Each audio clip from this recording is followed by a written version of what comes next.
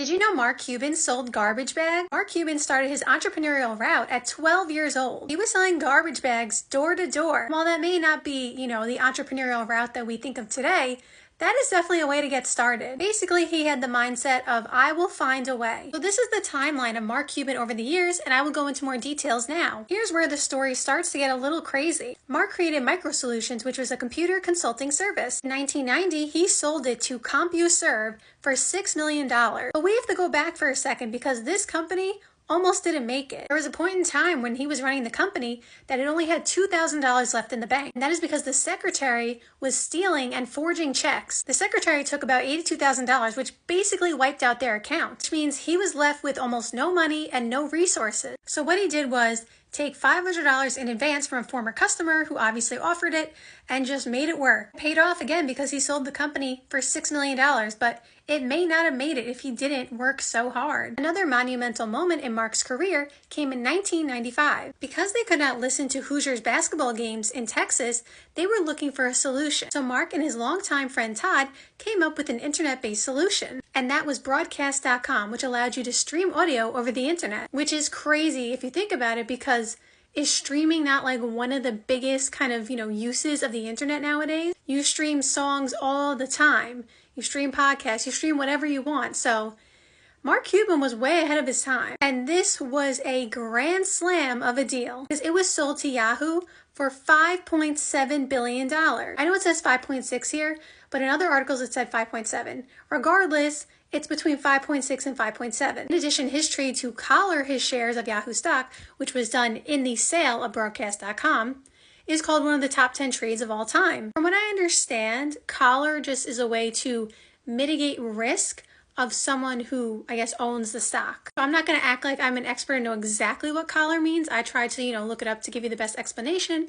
But basically, it's a way to mitigate risk. And they were saying, like, if you bought the stock at 70, you have, like, a ceiling of 75 and then a floor of 65. And so, like, it's a way to do, like, low risk, potential high reward. Again, not 100% sure that is accurate on how I explained it, but that was basically how I understood it from the internet. Regardless, we know what Yahoo is. And of course, when the internet blew up, Yahoo was a big player in the game. So that is why it is called one of the top 10 trades of all time. Then in 2000, that is where the NBA comes into play for Mark Cuban. He acquired the Dallas Mavericks in the year 2000. And we know at the time, they had not won a title in their franchise history. And so we know in 2011, with Dirk Nowitzki, they won their first title, which of course was a huge milestone for the franchise. In the same year, 2011, Mark Cuban got casted for a show none other than Shark Tank, which if you don't know him from owning the Dallas Mavericks and any of his previous ventures, I feel like a lot of people do know him from Shark Tank. If I remember correctly, I believe he left the show in 2023. I used to watch Shark Tank all the time. Like when it first, got on TV, I was always watching it. It was just such an interesting concept for a show, and it made it so entertaining. You got to see companies in real time pitch their business to these 5 people. When it got later in the seasons, they did change people from time to time.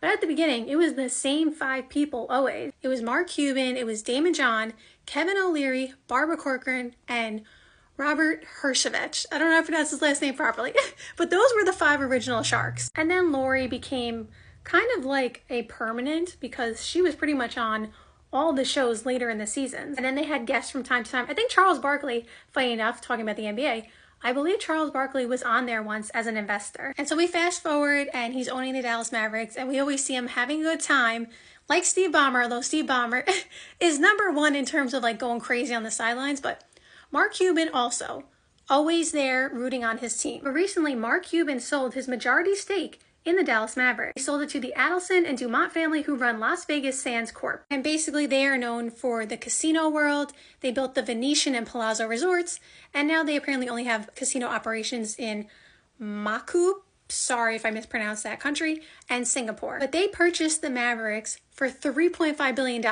And so now I believe it said that Mark Cuban only has a 27% stake in the Dallas Mavericks. And it said in this article that apparently his reason for selling was the changing landscape of the NBA. Basically, with the NBA going into sports, betting and gambling very heavily, and also potential real estate opportunities, that is kind of why he brought them in. Or not necessarily brought them in, but like why he selected them as the buyer for the team. He was saying apparently other, people would offer or maybe did offer him more money, and I'm sure, they were not the only people who were trying to buy the Dallas Mavericks, but who better to help than the people who are in the casino world? Like, if we are going the sports betting gambling route, I mean, that's the top of the top. He also is the co-founder of a company which he launched in 2022 with the aim of lowering prescription prices. Mark Cuban also gives back to the community. He has the Mark Cuban Foundation. One of the things that they do is host AI boot camps